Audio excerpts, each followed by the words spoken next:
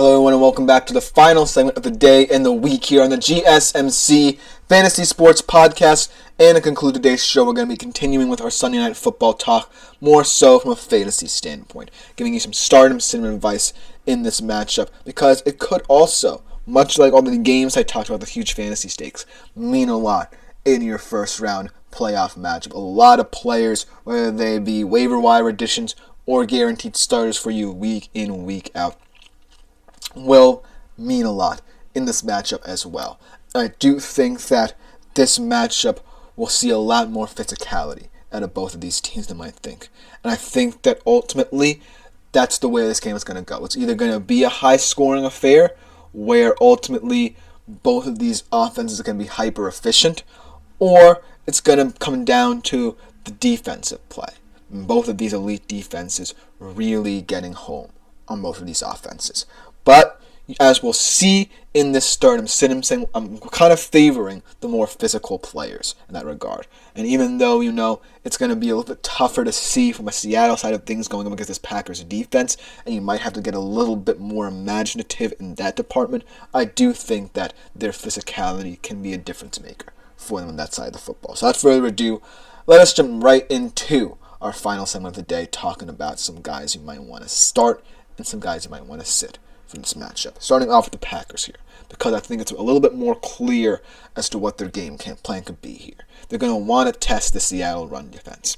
And I feel like, that might be the weaker department for Seattle even after this bye week in terms of really rising up the ranks from in the mid-20s to 5th overall in defensive EPA per play against the run. But ultimately, that's kind of where I see some limitations and deficiencies still in the Seattle defense if I had to nitpick any one thing I've seen from their improvement. So Josh Jacobs, for me, looks to be not a guaranteed start, because it's still going to be a tough matchup for him, but kind of close to a start where you could confidently say he can have success.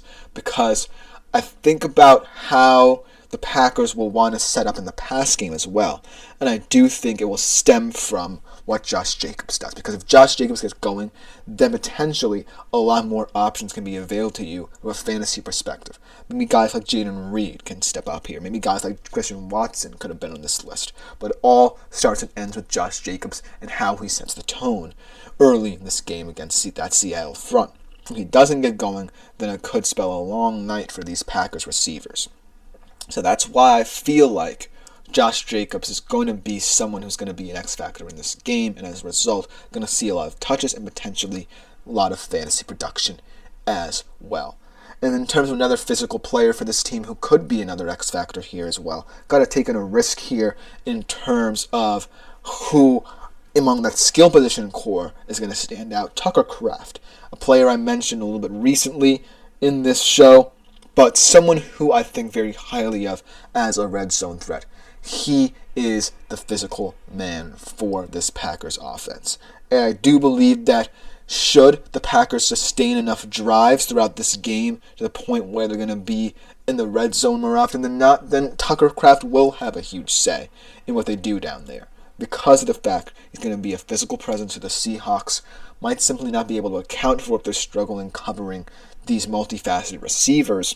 So that's where I see kind of a mismatch here that the Packers will want to exploit, because Tucker Kraft is a very difficult tight end to defend in terms of how physical he can get, not just in the open field, but especially in the red zone. And that's a lot of where you want to see good production from a tight end if you're a fantasy player, because red zone touchdowns for tight ends are what matter the most, in my opinion.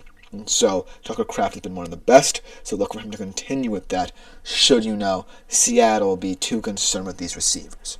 So he might get a lot of targets and looks in this one as a result. And then in terms of sitting, I do believe that Jordan Love is not going to have as big a game as people might expect. And I do believe that it will stem down to him protecting the football, him really relying on Josh Jacobs, and him really relying on just nice, easy routes to kind of get into a rhythm here. Because I do believe that both of these teams will kind of be playing a little bit tactically to start things off, really your move, my move kind of situation going on early in the game. And as a result, I don't necessarily think Jordan Love will have as gaudy of numbers as people think. And I do believe that in certain situations, perhaps the Seattle front will get home on him. Because I do think that while Jordan Love has looked miles better than he did kind of after the bye when he came back from injury to now, I do think that in some moments he gets a little bit tentative.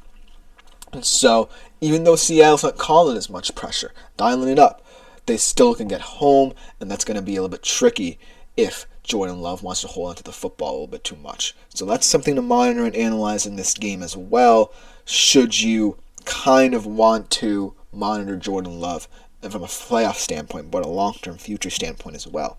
But I do think he will have to be a sit in this situation. Then, as well, this Packers defense. Now, I do think that coming into this matchup, they'll feel like they can take advantage of some of the things that the Seattle offense does. But I don't necessarily think they face a team who relies on efficiency as well as the Seahawks. And that's something that I don't necessarily feel that the Packers are going to be betting on. They're going to be betting on mistakes from Geno Smith. And while he has made more than any other quarterback in the league at this point, in certain situations, especially these past 2 weeks, he has proven he can remain efficient and keep this offense on schedule, which is something that he wants to do a lot more of rather than being too over-reliant on himself. And if Geno Smith can revert to more of a game manager style of play rather than having to play hero, that's a good sign for the Seattle offense. And I think that, in terms of keeping pace with the Packers, they're going to just want to play their way and their style of football, which might also look at, increased touches for whoever at the running back position. So look for this Packers defense to face a totally different style of attack from this Seahawks offense than anything they faced this season in terms of wanting to remain efficient, because other teams have tried to beat them with explosiveness or imposing their will. Seattle's going to try and do it tactically. Seattle's going to try and remain as efficient as possible, especially on early downs, because they don't necessarily want to get into those situations, even though they are exceptional at them in terms of late downs. But I do feel like there's a situation where the Packers defense might look a little bit more shaky than we've seen them all year against the Seattle team. Now, from a Seattle standpoint here, let's talk about who I could see being a positive start here from a fantasy perspective for you. And it all comes down to who starts at running back, right? Because a lot of people are on the Zach Charbonnet hype train, and rightfully so. This is someone who I didn't necessarily would think would step up in certain situations, including the absence of Kenneth Walker. But I do feel that if he gets the start, he projects to look better behind this offensive line than Kenneth Walker.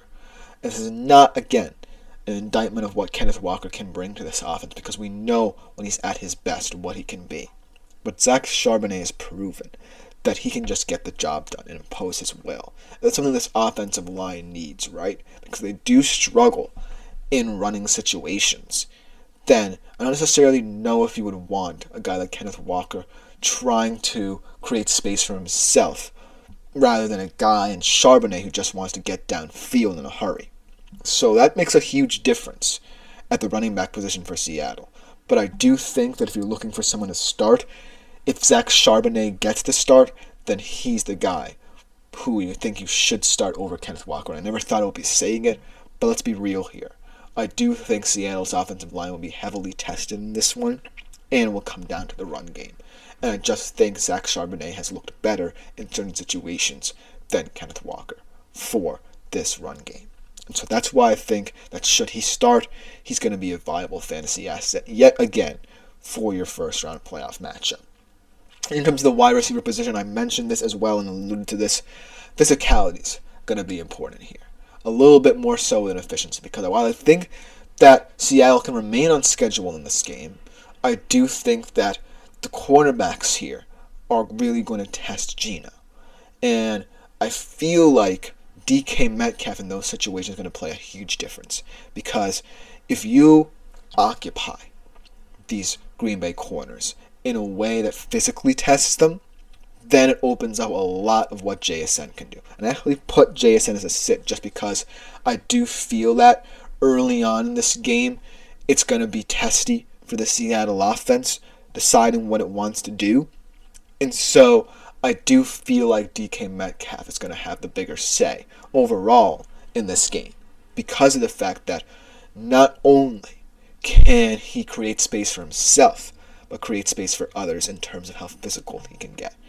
And while I don't necessarily think he's going to get as many targets as, say, a JSN or a Lockett in this matchup, I do think they'll be more meaningful because of how he can wear down the Packers' defense, unlike any Seattle receiver. So look for DK Metcalf to be an intriguing start here, and JSN to be kind of one of those players who might disappoint in this one. And it might just be a one-game thing because the Packers are such a unique defense where you're going to have to rely on one of your receivers creating space. But ultimately, I do feel like down the stretch for Seattle, it could come down to DK Metcalf's physicality over JSN's shiftiness. And that's something that I feel a lot of people might disagree with, but I still think is merited here. So look for DK Metcalf to be a surprising start potentially for you in JSN. And then in terms of sit as well, the Seahawks defense, because as much as I love their improvements, I think this is one step too far for them in terms of defending this offense. They definitely have the capabilities to do so, but it's all going to come down to how they defend a guy like Tucker Kraft. I really think Tucker Kraft's going to be the issue here in terms of how to cover him. And while they've proven they can cover very physical tight ends, much like they did against Trey McBride this past week, I do feel that Tucker Kraft is going to be a huge difference maker because of the fact that you have so many different receivers to worry about as well, unlike with the Cardinals. So that's why I feel that the Seattle defense make it testable. Let me know what you think about this game in the comments, because that will just about do it for the day and the week here on the GSMC Fantasy Sports Podcast, brought to you as always by the GSMC Sports Network. I've been your host, Christopher Shepard. Thank you all for tuning in all week. Remember, as always, like, follow, and subscribe to the show and the network if you want more content such as this. Also, make yourselves available to the Super Chat, Super Thanks, and Super Stickers features here on YouTube all throughout the show if you want to contribute and interact. But other than that, I am out for the week. See you on Monday.